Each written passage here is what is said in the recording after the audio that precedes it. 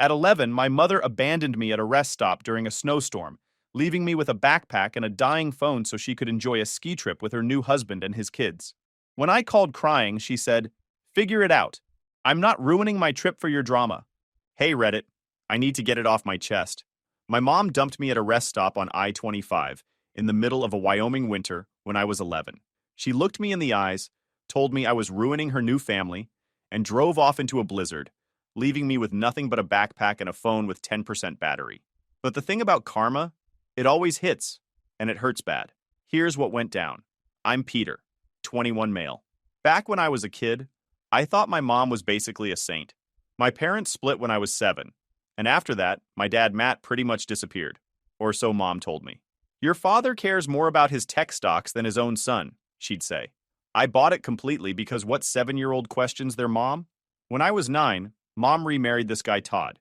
Dude showed up with 2 kids, Kendall, who was 13, and Chase, who was 12. From minute 1, I knew something was off. Todd had this way of looking at me like I was a stain on his couch that he couldn't quite scrub out. And mom? She just shapeshifted into whatever Todd wanted her to be. Kendall was the worst kind of mean. The type who'd smile at adults and volunteers at church, but would break your stuff the second they left the room. She'd delete my homework files off the family computer, then tell mom I was too irresponsible to be trusted with technology. Chase was simpler. Just your standard bully who enjoyed making me miserable. My Xbox controllers would mysteriously stop working. My bike tires would be flat every morning. And somehow, it was always my fault. The problems stacked up fast. Family dinners where Todd would talk business with Chase like they were building an empire, completely ignoring me. School events where mom would show up for Kendall's choir concerts but forget about my baseball games. The works. I wasn't stupid. I could see what was happening. Mom was building a new family and I was the rough draft she wanted to throw away. The really messed up part? I tried so darn hard to fit in. I'd help with chores without being asked. Got decent grades thinking maybe that would make them proud. Kept my mouth shut when Todd made comments about my dad being a deadbeat loser. I shrunk myself down trying to take up less space in a house that was supposed to be my home too. Todd worked in insurance sales and made decent money, but the way he acted you'd think he was Warren Buffett. He had this obsession with image. The family had to look like a dang Norman Rockwell painting, and I didn't fit the aesthetic.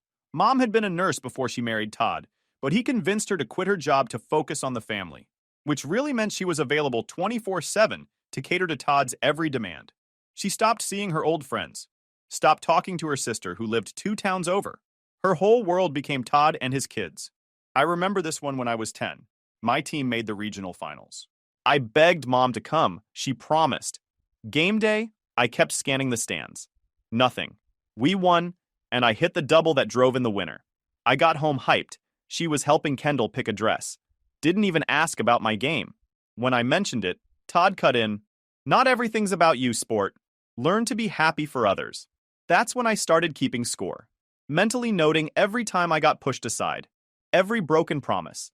Every moment where it was clear I ranked somewhere below the family dog. Things got worse after Todd and mom bought a new house in a better neighborhood. It was this big moment for them. Moving up in the world. 4 bedrooms. Kendall got the biggest one.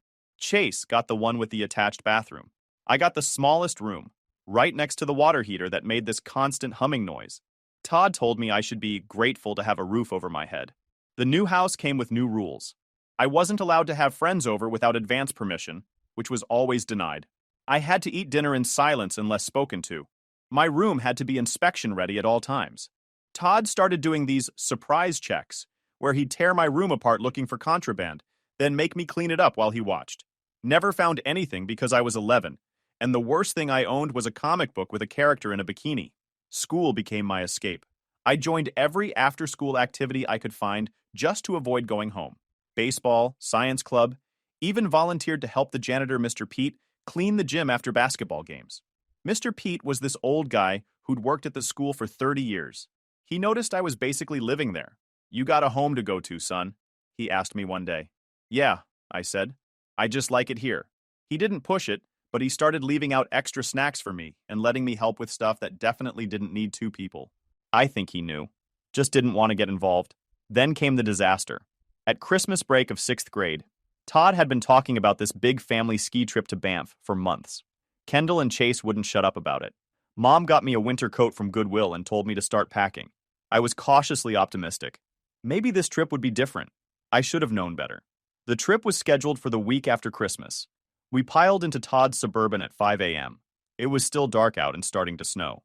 Todd had this playlist of classic rock that he played loud enough to make conversation impossible, which was fine by me.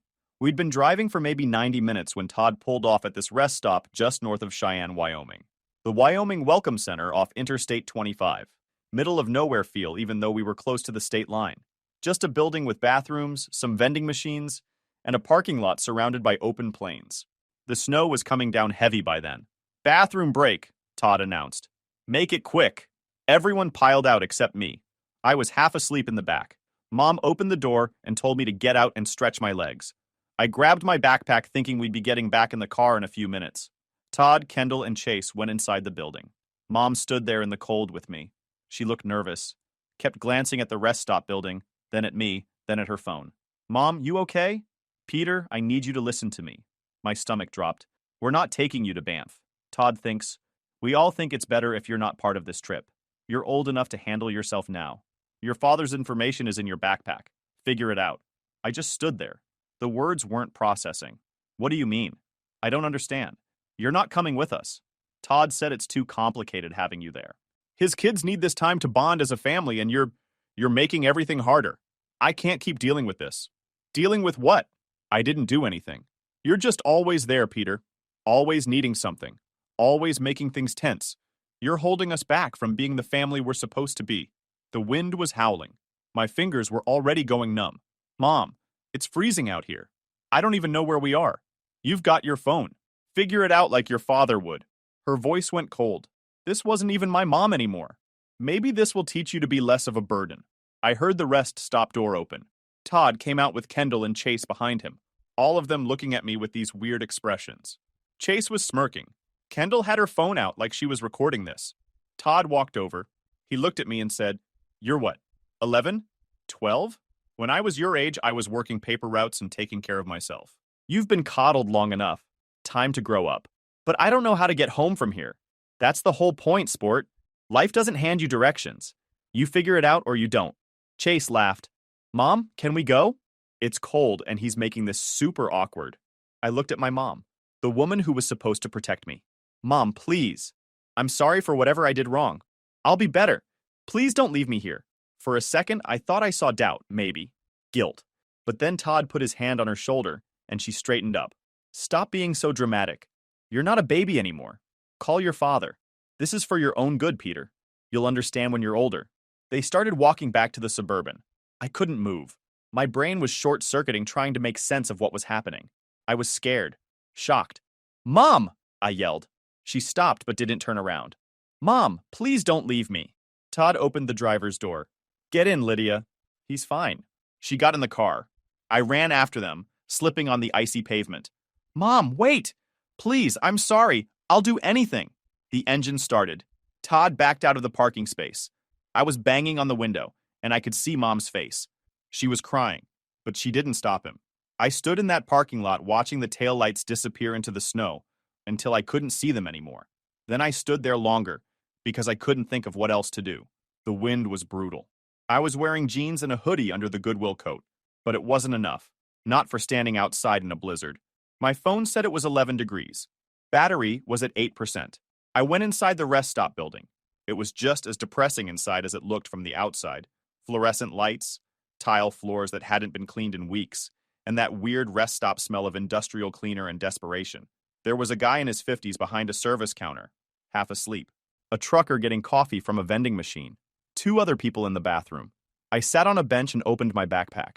There was a note on top of my stuff in Mom's handwriting. "Matt Donovan, your father. Good luck." The number was there under his name. That was it. No money, no explanation. Just a phone number for a man I hadn't spoken to in 4 years. The trucker walked past, then stopped. Big guy, probably 6 feet 4 inches, with a beard and a Carhartt jacket. He looked at me, looked at my backpack, looked at my face. "You okay, kid?" "Yeah, I'm fine." "Uh-huh. Where's your parents?" I didn't say anything. He walked back over and sat down on the bench next to me. "Name's Eddie. I've been driving trucks for 23 years, and I've seen some things. You getting abandoned is definitely one of those things. I'm not. Save it, kid. I watched that whole thing from inside. Saw your mom leave you here. That's messed up. You called the cops yet? No. You got someone you can call? I looked at the paper. Maybe. I don't know. He pulled out his phone and handed it to me. Phone's about to die, ain't it? Use mine. Call whoever's on that paper. My hands were shaking, and not just from the cold. I punched in the number. It rang 4 times. I was about to hang up when someone picked up. Matt Donovan. The voice was familiar in a way that made my chest hurt. Dad? Long pause. Peter? Is that you? Yeah, it's me. Good grief. What's wrong, son? The whole story came out in this jumbled rush.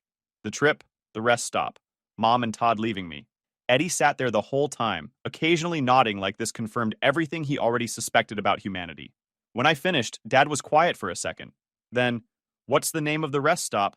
Eddie leaned over. Tell him Wyoming Welcome Center, northbound I-25, about 10 miles past the Colorado-Wyoming line. I repeated it. Peter, listen to me.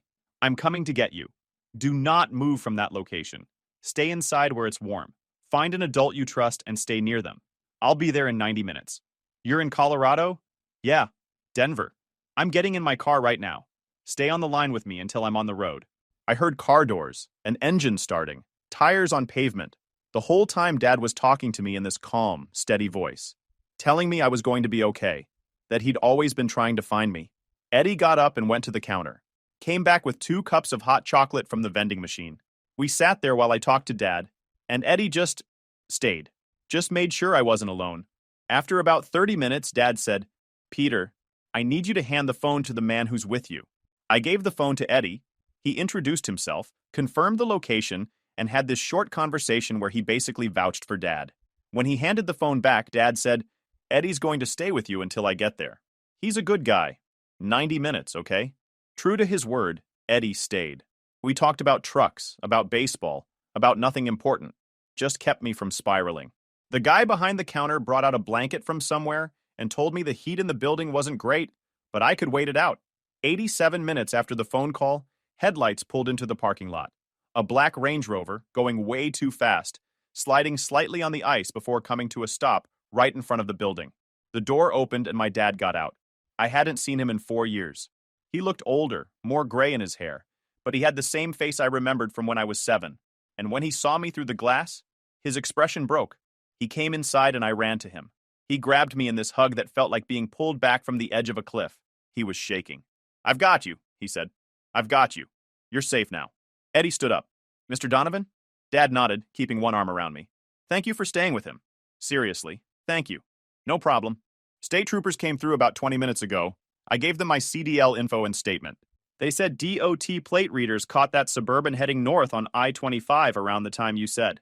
They got the whole thing documented. Dad's jaw tightened. Good. We'll need all of it. He shook Eddie's hand, then guided me out to the car. The heat was blasting. The leather seats felt like luxury.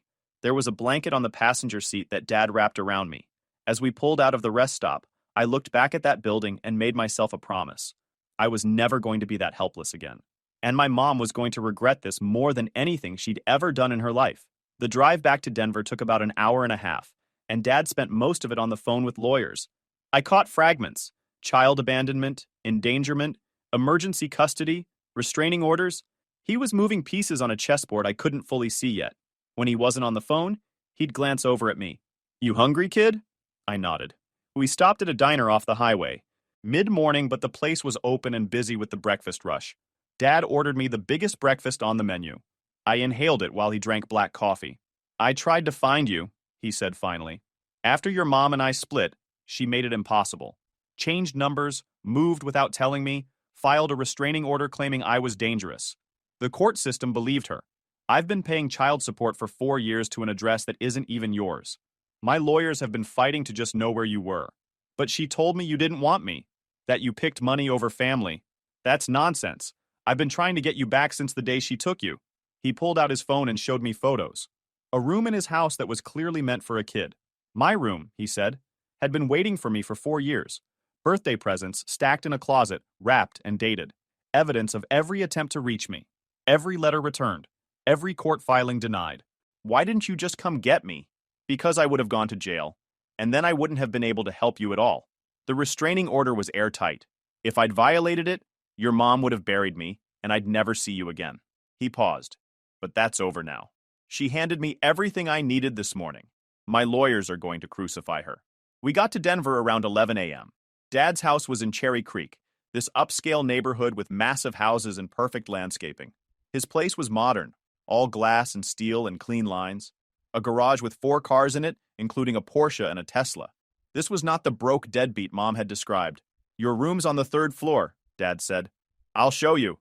The room was huge. King bed, massive TV, a desk with a gaming PC that looked brand new, bookshelves, a walk-in closet. There was a balcony that overlooked the city.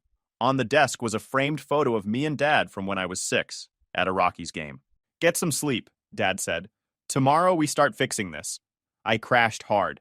When I woke up, it was early evening, and there were voices downstairs. I found Dad in his office with 2 other people, a woman in a sharp suit who introduced herself as Catherine, his head attorney, and a guy named Dean who turned out to be a private investigator. They were building a case, not just for custody, but for everything. Criminal charges against Mom and Todd, financial fraud, emotional abuse. They had already pulled records, child support payments, school reports, medical records. Catherine was explaining exactly how they were going to dismantle Mom's life piece by piece. Your mother made a critical error, Catherine said. She committed a crime with a witness. Eddie already gave a statement to Wyoming State Patrol. The rest stop has security cameras that caught the whole incident. Todd's vehicle was flagged by DOT plate readers. The 911 call logs show the exact timeline. And Todd's daughter Kendall filmed part of the incident and posted it on social media. She posted it? Already deleted, but we have screenshots. Dean pulled up his laptop and showed me. Kendall's video had been shared tens of times before she took it down. Comments were calling her a sociopath, calling Mom a terrible mother, calling Todd scum. We're filing for emergency custody today, Catherine said.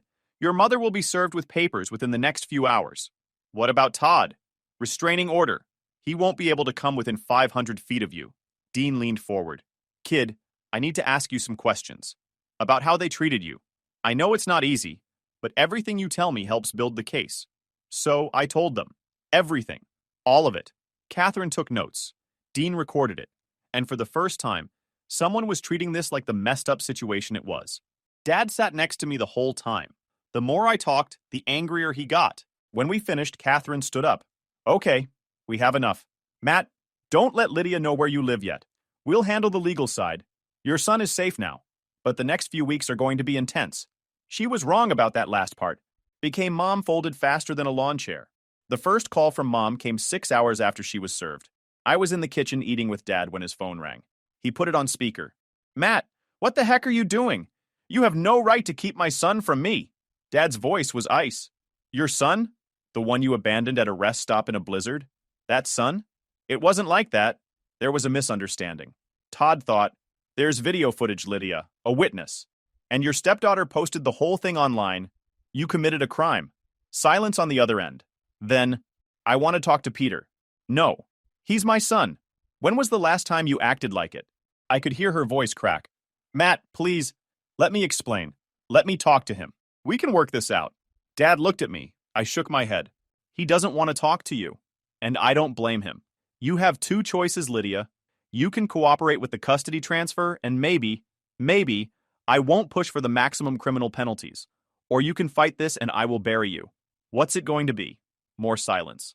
Then sobbing. Can I please just talk to him for 1 minute? I took the phone.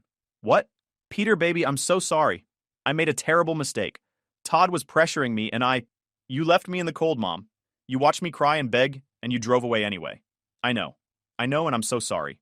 Please come home. We can fix this. I am home. Peter, I hung up. Handed the phone back to Dad. My hands weren't even shaking. I felt nothing. Over the next week, the case against Mom and Todd built momentum. Dean dug up dirt like it was his superpower. Turns out Todd had a history. This wasn't his first time manipulating a partner into abandoning their kids. His first marriage ended after his ex-wife lost custody of her daughter from a previous relationship. Todd had convinced her the daughter was holding them back. The ex-wife, Claudia, gave Dean a sworn statement detailing Todd's playbook. But the real bomb dropped when Dean uncovered the financial stuff. Todd had been draining Mom's bank accounts for years. The child support Dad had been paying? Todd diverted it to pay for Kendall's private school and Chase's travel hockey league. None of it went toward me. Catherine filed for fraud charges. School records showed Mom had missed every parent-teacher conference for me, but attended all of them for Todd's kids. My teachers testified about the complaints they'd filed with the school counselor about my withdrawn behavior and obvious signs of emotional neglect. The counselor admitted she'd called CPS twice, but Todd had smooth-talked them into thinking everything was fine. The case files were thin, mostly Todd's reassurances that I was adjusting to the blended family and that any behavioral issues were being addressed through appropriate discipline. The evidence just kept stacking up. Texts between Mom and Todd where he called me the problem and suggested removing me from the equation. Emails between Todd and Kendall where they joked about making my life miserable. Security footage from the rest stopped showing the whole incident. Mom tried to claim Todd had manipulated her, but Catherine crushed that argument by pointing out Mom had two opportunities to stop what was happening. When Todd first suggested leaving me, and when I was literally begging her not to. She chose him both times. The court granted Dad full emergency custody in a preliminary hearing. Mom was allowed supervised visits only, pending a criminal investigation. Todd was hit with a restraining order and criminal charges for child endangerment and fraud. When Mom returned to the house after the hearing, she found my room completely empty. Dad had hired a moving company to pack up all my stuff while she was at court. But the real gut punch was waiting on the kitchen table, a folder with legal papers. Dad was suing her for 4 years of stolen child support, intentional infliction of emotional distress, parental alienation, and about 6 other things Catherine had dreamed up. The initial demand was $475,000 in damages and restitution. Mom had maybe $30,000 in assets. Todd had even less. Todd, to his credit, did exactly what everyone predicted. The second things got legally messy, he bailed. Filed for divorce from Mom before the ink was dry on the custody papers. Left her holding the bag for all the criminal charges and the lawsuit. Shocking. Kendall and Chase went to live with Claudia, Todd's ex-wife, who was apparently thrilled to take them in. Claudia reached out to Dad and offered to testify about Todd's manipulation tactics. She and Kendall even reached out to me separately to apologize. Not that it fixed anything, but at least they tried. Within 2 weeks, Mom's entire life had collapsed. Lost her kid, her husband, her house, her savings. Todd's company fired him when the charges went public because insurance companies don't love having criminals on payroll. Mom couldn't afford a good lawyer, so she got a public defender who advised her to take a plea deal. She took it. Pled guilty to child endangerment, got 2 years probation, mandatory counseling, and a criminal record. The judge tore into her during sentencing. Told her she'd failed at the most basic responsibility of being a parent and was lucky she wasn't going to prison. Dad didn't even have to push for maximum penalties. Life with Dad was surreal. Not because it was over-the-top luxury, though that helped, but because it was normal in all the ways that mattered. He made breakfast, asked about my day, showed up to my baseball games, helped with homework. It was the boring, regular stuff I'd been missing for 4 years. But yeah, the luxury didn't suck. Dad ran a logistics company called Donovan Transport Solutions. He'd built it from nothing into a company that handled freight, warehousing, and supply chain management for manufacturers, retailers, and distribution centers across the Mountain West. The company was worth millions of dollars, and Dad owned 60% of it. He wasn't billionaire rich, but he was never worry about money again rich. He got me enrolled at Denver Academy, this private school where the facilities were nicer than most colleges. Had a full-time chef who made actual meals, not just chicken nuggets and Kraft mac and cheese. Hired a tutor to help me catch up on everything I'd fallen behind on while living with Mom. Baseball became my outlet. Dad got me on the best club team in Denver, the Rocky Mountain Riptide. The coaches were former college players who actually knew what they were doing. I went from being a decent player to being one of the best on the team. Shortstop, batting .380, making plays that got me noticed by scouts. And Dad came to every single game. Sat in the stands with his work laptop, taking calls between innings, but always there. After games, we'd go to this burger place and break down what went well, what I could improve. Mom tried to arrange supervised visits. I declined every single one. The court couldn't force me. At 11, my preference carried weight. The supervisor they assigned, a woman named Ms. Hale, said Mom seemed genuine in her remorse and thought I should give her a chance. I told her that genuine remorse would have meant not driving away in the first place. About 3 months after I moved in with Dad, he sat me down for a talk. He said, "I want you to meet someone. Her name's Alexis. She's my best friend, and she's been dying to meet you. Alexis was Catherine's younger sister and Dad's business partner. She ran the operations side of Donovan Transport, while Dad handled strategy and sales.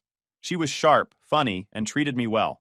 Your dad wouldn't shut up about you, she said when we met. 4 years of my son this and Peter that. Honestly, it was annoying. You better live up to the hype. I liked her immediately. Dad wasn't dating Alexis, but she was clearly his closest friend. She'd been there through the divorce, through losing custody, through the years of fighting to get me back. When Dad needed someone to tell him he wasn't crazy for spending hundreds of thousands on lawyers, Alexis was that person. She also had a son, Lucas, who was 13. We bonded over video games and both had complicated family situations. His dad had bailed when he was a baby, and Alexis raised him solo while building her career. The kid was cool, taught me skateboarding, introduced me to better music, and had this dry sense of humor that made everything funnier. Through Lucas, I started building an actual friend group. Kids from school, kids from baseball, kids from the neighborhood. For the first time, I had people who wanted to hang out with me, because they actually liked me. It was a trip. Life fell into a rhythm. School, baseball, hanging with Lucas, dinners with Dad and whoever he invited over. On weekends, we'd hit Broncos games or go skiing or just watch movies at home. Dad taught me to drive in the empty parking lot of his office building.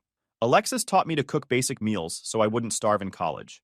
Chris the tutor helped me get ahead in school so I could take advanced classes. I was actually thriving. Meanwhile, Mom's life continued to implode. Todd's divorce cleaned her out completely. She lost the house, moved into an apartment in a rough part of town, and worked 2 jobs trying to pay off the legal debts. Dad could have pushed the full $475,000 lawsuit through trial, but Catherine negotiated a stipulated judgment for $285,000 plus a formal acknowledgement of wrongdoing that Mom had to sign. Even that amount would take Mom decades to pay off. Kendall reached out again when I was 13.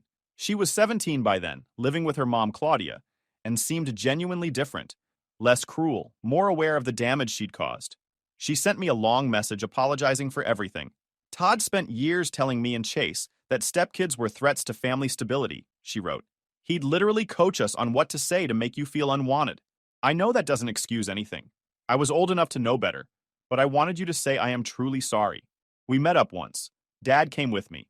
Kendall showed up with Claudia, who immediately apologized for everything Todd had done. Kendall cried through most of the conversation, told me about Todd's abuse after I left, how without a scapegoat, he'd turned on her and Chase. Constant criticism, impossible standards, psychological warfare designed to keep them desperate for his approval. CPS got involved after a teacher reported bruises on Chase. That's when Claudia fought for custody and won. Kendall said, I just wanted you to know I'm sorry, and that you were right to get out when you did. I didn't forgive her. Not really. But I understood. Todd was a predator, and we'd all been his victims in different ways. Chase never reached out, but I heard through Kendall that he was struggling. The psychological damage ran deep. Claudia had him in therapy, but it was a long road. I was 16 when I decided to see Mom again. Not because I forgave her or wanted her back in my life, but because I needed closure. And honestly, I wanted her to see what she'd lost. By then I was 6 feet tall, captain of the baseball team, pulling a 4.3 GPA and getting recruitment letters from D1 schools. Dad had expanded his company to 3 cities. I'd spent the summer interning at his office learning the business. I had friends, a future that looked bright as heck. Everything she'd tried to hold me back from, I'd achieved without her. I reached out through Miss Hale, the old supervisor. She set it up. Neutral location, a diner downtown Denver. I drove myself in the BMW Dad had bought me for my 16th birthday. Mom was already there when I arrived. She looked older than her 45 years, dressed in scrubs from her nursing job at a budget urgent care. She'd gone back to nursing after Todd left, but it was clear the years had been brutal. She stood up when she saw me, started to move in for a hug. I didn't move. She got the message and sat back down. You look good, son, she said. Thanks. I've been following your baseball stats online. You're really talented. I saw you got recruited by... What do you want, Mom? She flinched. I just wanted to see you. It's been so long. I missed you so much. 4 years. Same amount of time you kept me from Dad. I know, and I'm sorry. I've apologized 1,000 times, Peter. I made a terrible mistake. You made multiple choices for years. She looked down. Todd was very manipulative. He convinced me that you were the problem, that things would be better if... Don't blame Todd. You're a grown woman. You knew what you were doing every time you chose him over me. You're right. I know you're right. I was trying to make my marriage work. I didn't want to fail again. So you sacrificed your kid instead. Smart trade. She started crying. It didn't move me, not even a little. It was pathetic. I think about that night every single day, she sobbed. Driving away from that rest stop, watching you in the rearview mirror.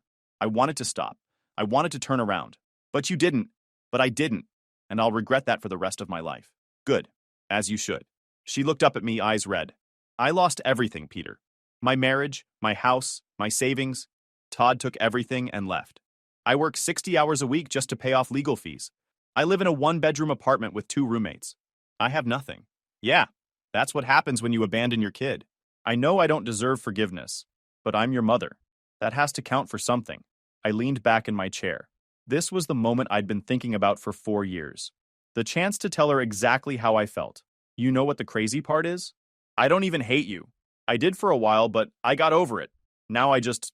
nothing. You're like a stranger who did a bad thing to some kid I used to be. That kid's gone. Dad raised me. Alexis and Lucas became my family. I built a life that has nothing to do with you. Peter, I came here because I wanted you to see what you missed. I'm going to Stanford on a baseball scholarship. I'm probably going to play pro ball. Dad's grooming me to take over his company if I want it. I have everything you told me I'd never have because I was too much trouble. And you have nothing. Son, don't. That's cruel. That's fair. She sobbed harder. I just want another chance. To show you I've changed. And why? So you can feel better about yourself? So you can tell people you have a relationship with your son? I don't owe you that. I don't owe you anything. I stood up. She grabbed my wrist. Please, I'm begging you. Don't shut me out forever. I pulled my arm away. You shut yourself out the night you drove away. This isn't me being cruel, Mom. This is me protecting myself from someone who's proven they'll throw me away the second it's convenient. I hope you find peace or whatever, but you're not finding it through me. I walked out and drove home. Now, years have passed. I'm 21, Stanford degree in computer science and business, 4 seasons of college baseball, and a signing bonus with the Rockies farm system. Dad's company went public last year, and I own 5% of it. Life's pretty great. I'm dating someone I actually like. I've got a house that I bought with my signing bonus. Got a dog named Rookie that's dumb as rocks but loyal as heck. Dad and I grab dinner once a week. Alexis and Lucas still feel more like family than Mom ever did. Todd disappeared completely. Last I heard he was living in Florida, working sales for a Medicare supplement company. Kendall got married and seems to be doing okay. Chase is still struggling, but he's alive and trying. Mom tried reaching out a few more times over the years. Birthday texts that I left unread. An attempt to show up at my college graduation that campus security handled. A letter when I signed with the Rockies congratulating me and asking if we could reconnect. I never responded. Last news? Heard through a family member that her health's crumbling. Docs say her liver's failing from years of heavy drinking. Still, this doesn't change anything. Turns out everyone got exactly what they deserved. And that's my story, Reddit. Thanks for bearing with me till the end. Typing this out was very therapeutic. Peace out. YouTube just dropped this new hype feature. If you're hooked on this story, smash that hype button. It tells YouTube this video deserves to blow up, and it keeps even crazier stories coming your way.